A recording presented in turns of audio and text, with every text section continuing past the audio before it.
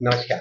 MP news live में आपका स्वागत है। आज हमारे साथ है जबलपुर लोकसभा से कांग्रेस के उम्मीदवार दिनेश यादव। दिनेश यादव जी एक कांग्रेस के समृद्ध परंपरा के वाहक हैं। दिनेश जी का परिवार 4 पीढ़ियों से कांग्रेस में है। आपके दादाजी, आप स्वयं और आपके पुत्र भी वर्तमान में पार्षद हैं। आइए इस चुनाव के बारे में दिनेश यादव जी से जानते हैं, समझते हैं, बातचीत करते हैं। जी नमस्कार। दिनेश भैया, इस वक्त कांग्रेस जो है कहीं ना कहीं अपने बहुत बुरे दौर से गुजर रही है। कार्यकर्ता कहीं ना कहीं इससे हतोत्साहित होता है। लोग नेता पार्टी छोड़ के जा रहे हैं, बहुत सारा पलायन हो रहा है, बहुत सारे राज्यों में हार हो रही है। इस पूरी हतोत्साह की स्थिति से अपने कार्यकर्ताओं को आप कैसे बताते हैं? नहीं, मुझे ये जब चुनाव लोग विधानसभा के हुए और लोकसभा का चुनाव स्टार्ट नहीं हुआ, जब तक तो ये कुछ स्थितियां थी, पर मैं जैसे जैसे मैं देख रहा हूँ जो नेता गए हैं वो मात्र उंगलियों में गिने जाने वाले लोग हैं और वो सिर्फ लालच या भय के कारण गए हैं। ये बात स्पष्ट हो चुकी है। कार्यकर्ता आज भी हमारा पूरी निष्ठा और समर्पण भाव से पार्टी के साथ खड़ा है और मैं जितनी कल्पना नहीं कर सकता था उतना मुझे माहौल मिल रहा है, मतलब उतना काम चल रहा है। मैं चारों तरफ मुझे देख रहा हूँ, कोई स्थान खाली नहीं है, कोई गांव खाली नहीं है, कोई हमारा ब्लॉक खाली नहीं है कि जहां पे मुझे ये लग रहा हो कि मेरा चुनाव कौन लड़ेगा या चुनाव का काम कौन करेगा। बिल्कुल नहीं, और भरपूर सहयोग मुझे कार्यकर्ताओं का मिल रहा है। मतलब आपका ऐसा मानना है कि जो नेता गए हाँ, उनके जाने से कोई बहुत बड़ा नुकसान नहीं कुछ हो नहीं, रहा कुछ नहीं, बल्कि हम मुझे तो उसका लाभ भी मिल रहा है कि वो हमारे यहाँ पर ये कहा जा रहा है कि यार उनने हमारी मेहनत का दुरुपयोग किया है, हमारे साथ गद्दारी की है। तो ये भारत देश की बड़ी परंपरा रही है। हजारों साल पहले विभीषण ने अपने भाई से धोखा किया था। आज भी हम अपने किसी बच्चे का नाम विभीषण नहीं रखते। ये बात को समझना पड़ेगा। आज भी व्यक्ति जो धोखा देके जाता है उसको प्रति लोगों की कोई आस्था नहीं होती। है। बहुत सुंदर बात है, अच्छी बात भी है। दूसरा, कांग्रेस जो है संगठन के स्तर पर ये बहुत मजबूत नहीं है। हो सकता है मेरा आकलन गलत हो, जैसा दिखता है वैसा कह रहा हूँ। आपको संगठन के स्तर पर बहुत मजबूत नहीं है। कांग्रेस कहीं की बटी दिखती है पूरे देश में, केवल एक जबलपुर की बात नहीं ऐसा। कांग्रेस एक आंदोलन है। कांग्रेस का एक मार्क्स लीडर करके और मुद्दे पर चलती है। कांग्रेस ने कभी भी देश को वैसा करके ही रखा, तेरा मेरा करके, या एक बनाया। जैसे अभी 2 दिन पहले भारतीय जनता पार्टी के प्रदेश अध्यक्ष नड्डा जी आए हुए थे। वो अपने कार्यकर्ताओं की बैठक ले रहे थे। मैंने समाचार पत्र में पढ़ा कि वो कह रहे थे कि पार्टी को 4 पीढ़ियों की त्याग तपस्या से यहाँ खड़ा किया गया है। ये सोच में फर्क है। हमारे यहाँ पे ये नहीं रहती। हमारे यहाँ तो कांग्रेस ने आजादी की लड़ाई लड़ी, बाद में देश को यहाँ तक बनाया। फर्क यही है कि उन्हें अपनी पार्टी की चिंता है, संगठन की चिंता है, और कांग्रेस को देश की चिंता रहती है। ये कांग्रेस ने कभी भी उसको सिर्फ अपने से देश को अपने से बांधने की कोशिश नहीं की। वो ये जानते थे कि देश सबका है, जो यहाँ रह रहे हैं सबका है। सबके साथ साथ हमारी जो कुर्बानियां आप देखो, हमारे यहाँ इंदिरा जी को गोलियां पड़ी एकता अखंडता के लिए, राजू जी को शरीर के छितरे उड़े देश के की व्यवस्था को बनाए रखने के लिए। ये सारे त्याग तपस्या हमारे साथ लगे हुए हैं। ऐसा कोई एक भी उदाहरण आपको भारतीय जनता पार्टी में नहीं मिलेगा। राजनीति का मतलब ही है, उनका संगठन को मजबूत करने का मतलब है मेरी नजर में, कि वो सिर्फ सत्ता में बने रहना चाहते हैं। जैसे एक व्यापारी होता है, एक कॉर्पोरेट व्यक्ति होता है जो अपनी बहुत बड़ी कंपनी खड़े करता है, उसको लगता है कि मेरे हमेशा मुनाफा मेरे पास आता रहे। वो उसकी अपनी बैलेंस शीट को ही सबसे चीज मानता है और एक बहुत बड़ी कंपनी खड़ी कर लेता है। तो कांग्रेस में ये नहीं है। कांग्रेस लीडरशिप में जाती है, कांग्रेस देश के लिए लड़ती है। ये फर्क आपको बेसिक मिलेगा। पब्लिक अभी वर्तमान में जरूर झूठ पर भरोसा कर गई, पर वो अब समझ गई है। इस चुनाव आपको झूठ के खिलाफ पब्लिक का मत आपको दिखाई देगा। आपका ठीक है दिनेश भैया, लेकिन फिर भी हमारे यहाँ एक हम सामान्य ऐसा मानते हैं जो जीता वही सिकंदर, वही सही है। हाँ हाँ, ऐसा हम सामान्यता मानते हैं समाज के। कांग्रेस के पास अच्छी विचारधारा, इतना त्याग बलिदान, इतना लंबा इतिहास, देश में किए गए बहुत सारे काम, निश्चित तौर पर 70 साल में कुछ काम तो हुई है, ऐसा नहीं कि नहीं हुए। क्यों नहीं। कहाँ कांग्रेस चूक गई इन सब चीजों को जनता तक पहुंचाने? कांग्रेस ने एक तो, मैं तो उसको अच्छा भी मानता हूँ। कांग्रेस का ये सोचना था हमारा देश है, हमें सरकार में बैठाला गया है, हम जो कर रहे हैं वो हमारा अधिकार और दायित्व है। कांग्रेस ने कभी जनता को एहसान बताने की कोशिश नहीं। आज क्या हो रहा है, आज के दौर में हम एक चीज देख रहे हैं कि हम एहसान बताने को ज्यादा कर रहे हैं कि मैं ये कर रहा हूँ, ये हो रहा है। जैसे उदाहरण के लिए कोरोना काल आया, वैक्सीन पहले तो वो 100-150 की वैक्सीन को 500-600 में लेना पड़ी आम जनता को।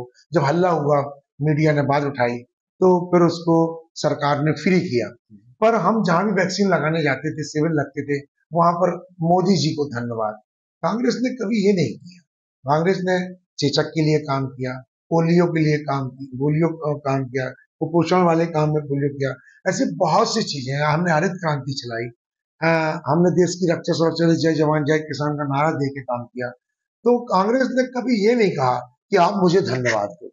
यहाँ तक प्रोटोकॉल के तरीके से जनता से धन्यवाद जबरदस्ती लिया गया। हाँ, जनता देती तो बात समझ में आती। तो यही एक फर्क रहा। अब इसको चाहे जनता अच्छा माने या बुरा माने, ठीक है, प्रचार तंत्र का समय है। प्रचार से हम कई चीजें, वो वस्तु भी खरीद लाते हैं जो हमारे घर की उपयोगी नहीं होती है। पर प्रचार इतना झूठा भी नहीं होना चाहिए कि हम कुछ भी करें और उसके दुष्परिणाम बाद में हम हमें कुछ भी लिख लें। तो मैं इस बात को मानता हूँ, कांग्रेस ने प्रचार नहीं किया, उसका कुछ नुकसान हुआ है। पर अब जनता को जब हकीकत सामने आएगी, तो आप देखिएगा बहुत जल्द आपको बदलाव भी नजर आएगा। देश में पिछले 20 साल मध्य प्रदेश में बीजेपी की सरकार, बीच में केवल 15 महीने कांग्रेस की सरकार। स्वाभाविक है, कांग्रेस ये कहते हैं कि उसकी सरकार बेहतर थी, उसका काम बेहतर था। बीजेपी कहते हैं उसकी सरकार बेहतर, उसका काम बेहतर है। हर किसी के अपने दावे। उन 15 महीने के कार्यकाल में ऐसा क्या काम था, ऐसे कौन से काम थे जिसके भरोसे हम ये कह सके कि हमारी सरकार ने कुछ बेहतर कर दिया? माननीय कमलनाथ जी ने एक वचन पत्र निकाला था, आपको याद करा दें। उन्होंने कहा कि हम किसानों का कर्जा माफ करेंगे। 27 लाख किसानों का कर्जा माफ हुआ है और रिकॉर्डेड है। जब दोबारा शिवराज सिंह जी ने, भारतीय जनता पार्टी के द्वारा शिवराज सिंह जी की सरकार बनवाई गई, उस समय आरोप लगाया गया, क्वेश्चन हुआ, तब हम जब सदन में, तो भारतीय जनता पार्टी के कृषि मंत्री को कहना पड़ा कि हाँ, 27 लाख लोगों का कर्जा माफ हुआ। पहला, हमने जनता से वादा किया था कि हम 100 रुपए में 100 यूनिट बिजली देंगे। हमने वो दी, उस सबने देखा है, भले बड़ा आदमी, पर उसके बिल आज आपके सामने है। हमने पेंशन योजना में कहा रहा कि जो 300 रुपए मिलती है, हम उसको 1000 रुपए करेंगे। तो वो हमने पहली बार चरण में उसको 300 की जगह 600 कर दिया। आज भी वो 600 ही है। अगर कमलनाथ जी की सरकार होती तो वो हर पेंशनधारी को, चाहे वो सामाजिक सुरक्षा हो, वृद्धा पेंशन हो, विधवा पेंशन हो, ये सब 1000 रुपए मिल रहे होते।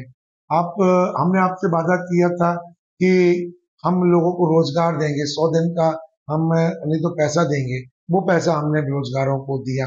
ये तमाम चीजें हमारे, हमने काम किए। हमने उस समय शिक्षा की सीटें हमने बढ़ाई। आपने देखा होगा बहुत कुछ कंट्रोल हुआ। यही शायद, और नर्मदा पथ हमने बनाने की बात की। हमने गौशाला हमने बनाने की, हमने नहीं, अभी लगभग 1000 गौशाला उस समय बनाई। ये सारी जो चीजें थी, उससे भारतीय जनता पार्टी को लगा कि बहुत अच्छी सरकार चल रही है, काम बहुत अच्छा कर रहा है। जैसे भी हैंड टू हैंड प्रकरण हो, लोगों को बरगला के, और उन्होंने हमारी सरकार को गिराया और यहाँ से ये विकास रुक गया। जबलपुर जो है मूलतः सरकारी कर्मचारियों का शहर, फैक्ट्रियां हैं, रेलवे का बहुत बड़ा जोन है। जबलपुर की इकोनॉमी सरकारी कर्मचारियों पर बहुत बड़े तौर पर निर्भर है।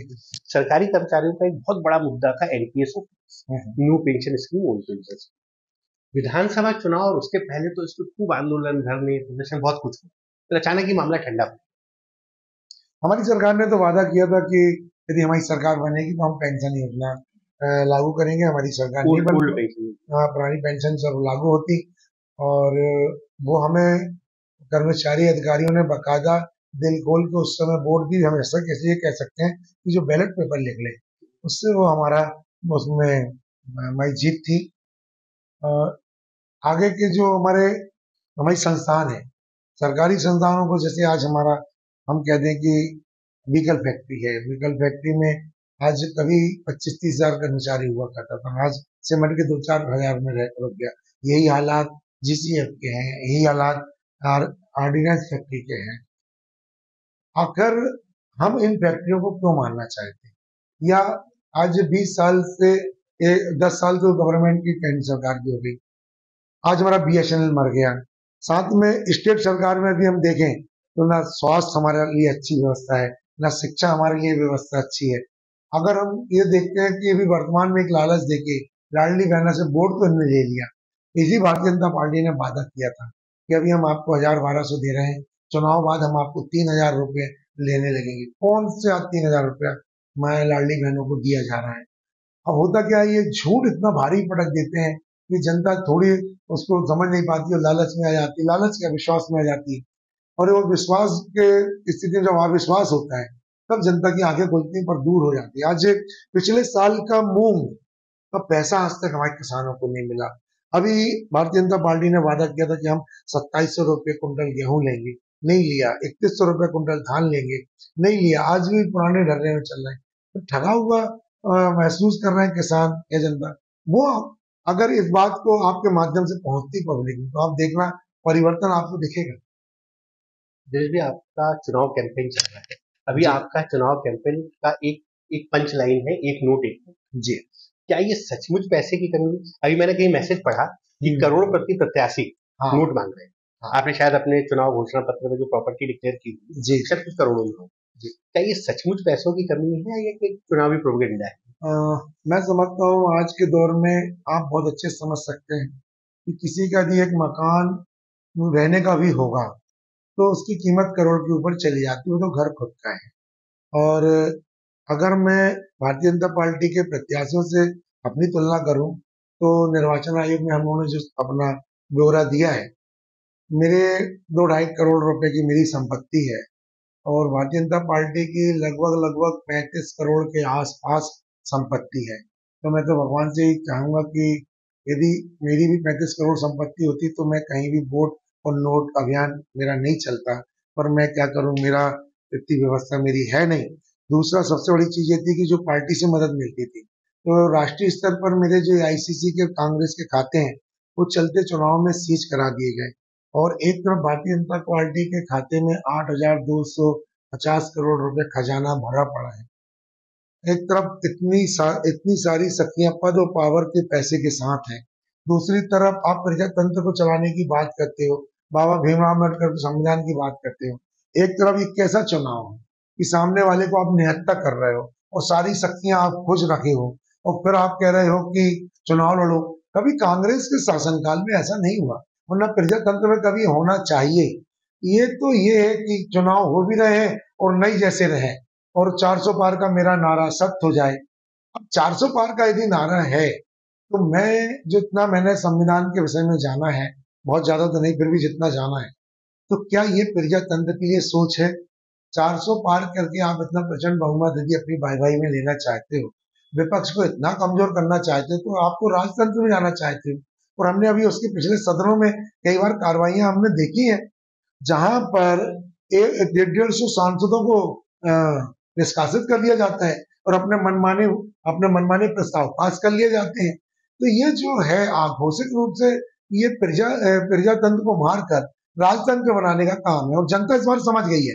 जनता ने ये बात भी ठान ली है कि हमारा जो मत जाएगा वो लोकतंत्र की रक्षा के लिए जाएगा, चाहे वो सत्ता हो चाहे या विपक्ष हो। हाँ, अगर सत्ता को भी हम वोट देंगे तो हम इतना नहीं देंगे कि उसमें अहंकार पैदा हो जाए और हम अगर विपक्ष के लिए वोट देते हैं तो इतना कमजोर भी नहीं करेंगे कि वो निर्बल हो जाए। निश्चित तौर पर अच्छे और स्वस्थ लोकतंत्र के लिए एक मजबूत विपक्ष आवश्यक है। अगर विपक्ष नहीं होगा तो लोकतंत्र तो स्वतः समाप्त बिल्कुल हो नहीं, जाएगा। बिल्कुल नहीं। दिनेश भैया, आप इस बार प्रत्याशी भी हैं जी, ठीक है। हर बार एक बड़ा कॉमन डिस्कशन होता है ईवीएम मशीन का। पूरे देश में लोग चिल्ला चिल्ला के बोलते हैं कि ईवीएम में सेटिंग है, कहीं वोट डालो कहीं डलता है। पर अगर ऐसा होता तो ये 12 राज्य जहां बीजेपी की सरकारें नहीं, फिर वहां दूसरी सरकारें कैसे बनती? अब चूंकि ये बहुत टेक्निकल मैटर है और बहुत हाईफाई मैटर है, मेरा इसमें डायरेक्ट अध्ययन कुछ नहीं है। हालांकि इस संबंध में हमारे नेताओं ने बात की है, ऊपर चर्चा भी की है, तो ये तो बहुत हाईफाई है। हमने कभी देखा है एक आंदोलन भी हमारे वकीलों ने सुप्रीम कोर्ट के चलाया, सुप्रीम कोर्ट में इसकी याचिका लगी है योग्य। फिर भी मैं एक बात कह सकता हूँ कि यदि सारे राजनीतिक दल एक दो चार या इंडिया गठबंधन वो उसको एनडीए गठबंधन को छोड़ दें, सारे जब विरोधी दल निर्वाचन आयोग से मांग कर रहे हैं कि आप बैलेट पेपर से मतदान कराइए, हम कह रहे हैं यदि वो निर्वाचन आयोग सही है और उससे अपनी ईवीएम मशीन पे भरोसा है कि वो निष्पक्ष है, तो एक बार बैलेट पेपर से चुनाव करा के देख लें। दूध का दूध पानी का पानी हो जाएगा, जनता का भी भ्रम दूर हो जाएगा। मान लीजिए हमारी सोच मान लो ऐसी जाती कि ईवीएम मशीन में कुछ सेटिंग है, तो मेरा मन भी, हम लोगों का भी मन साफ हो जाएगा। ये तो अच्छा है ना देश के लिए। हम इतनी जिद क्यों पकड़े हैं कि नहीं हम इलेक्ट्रॉनिक मशीन से ही कराएंगे, हम इलेक्ट्रॉनिक मशीन से कराएंगे, ये जिद क्यों पकड़े हुए हैं? और जब जब प्रेशर इस बात का है तो फिर मन में ये बात आती है कि जो बात सामने निकल के आई है वो कहीं ना कहीं गलत है। अब ये जनता को समझने की चीज है कि जनता अगर, मैं तो जनता से निवेदन करूंगा आपके माध्यम से कि ये मशीन खराब है, अच्छी इससे नहीं, आप तो इतने भारी मतों में आप खुला समर्थन दो किसी भी दल जिसको देना हो, और इतना मत दो कि मशीन को वो अगर मान लो सेटिंग भी करना चाहे तो वो ना हो पाए। ये मेरा सोचना है। निश्चित तौर पे जय में इस बार आप प्रत्याशी हैं और हर प्रत्याशी अपने एक विजन, अपने एक दृष्टिकोण, अपने एक भविष्य की योजनाओं के भरोसे वोट मांगते हैं। तो आपके पास ऐसा क्या दृष्टिकोण है जबलपुर के लिए, या आपका सपनों का जबलपुर कैसा है जिसके भरोसे आप चाहते हैं कि लोग आपको वोट दें? हाँ, ये मेरी व्यक्तिगत बात है तो मैं आपको बता दूं, मेरी शुरू से बहुत कुछ अलग सैद्धांतिक बातें रही हैं। जब मैं नगर निगम में था तो नगर निगम में भी विकास विकास विकास नाम का बहुत सा मुद्दे बनते थे, पर मैं ये जानता था कि विकास है क्या। कंक्रीट की कोई चीजें बना लेना विकास नहीं है। आवश्यकता के लिए तो हम मकान भी बनाते हैं, परंतु मकान के सामने हमें छोटा सा गार्डन हो, ये बात को हमें ध्यान रखना चाहिए, बच्चों के खेलने के लिए हो, क्योंकि हमारा बहुत पुराना सिस्टम है। हमारी जब हमारे पास कुछ साधन नहीं थे, खपरेल के मकान भले होते थे पर एक छोटा सा आंगन भी होता था कि जहाँ बच्चे खेल सके, सुरक्षित रह सके। विकास का मतलब क्या है? हमारी चीजें सुविधाजनक हो, हमारा जीवन सरल हो, हमारा जीवन खुशहाली से भरा हो, मैं उसको विकास मानता हूँ। विकास का मतलब ये नहीं है कि हमने कंक्रीट का जंगल खड़ा कर लिया और हमने अपने कुदरती चीजों को मार दिया, मैं इसको विकास नहीं मानता। जैसे उदाहरण के लिए मेरा एक जबलपुर की बहुत अच्छी बसाहट है, क्योंकि आपने विकास की बात की, थोड़ा सा आपको समझ, भगवान ने हमें इतना अच्छा जबलपुर दिया है। हम यदि जब बरगी की ओर जाते हैं तो एक पहाड़ी एरिया है, माँ नर्मदा का भी वहां से बहना होता है, जहां पर हमें वो खनिज मिलती है। एक तरफ हमारे, अगर हम जाते हैं पाटन की तरफ और पनागर की तरफ, शेखपुरा की तरफ, तो ये पूरा काली मिट्टी का क्षेत्र जो हमें कृषि का एरिया, हमारा किसान का एरिया है, किसानी का एरिया है। अगर हम इस तरफ से मंडला की ओर जाएं तो हमारा ये पहाड़ का एरिया है। हम और जंगल है हमारे पास, हमारे बाजू में काना किसली है, हमारे बाजू में बांधवगढ़ है, हमारे बाजू में ये मादल महल की हमारी पहाड़ी है, हमारा भेड़ा घाट है, नर्मदा का तट है। हम ऐसे देखें सिंग्रामपुर हमारे पास जंगल है। इन सब चीजों को जब हम डेवलप करें तो एक अच्छा पर्यटन बन सकता है। तो बढ़िया, दिनेश भाई का कहना है कि विकास जो है वो प्रकृति के संरक्षण और संवर्धन के साथ होना चाहिए। बहुत अच्छी, बहुत खूबसूरत बात है। हमारे जो भी दर्शक मतदाता बन चुके हैं उनसे बस यही निवेदन है कि मतदान अवश्य करें। जिस व्यक्ति से, जिस दल से, जिस व्यक्ति जिस दल की विचारधारा से वो सहमत हो, पर अधिक से अधिक मतदान करें। इसी निवेदन के साथ आप सबका बहुत बहुत धन्यवाद।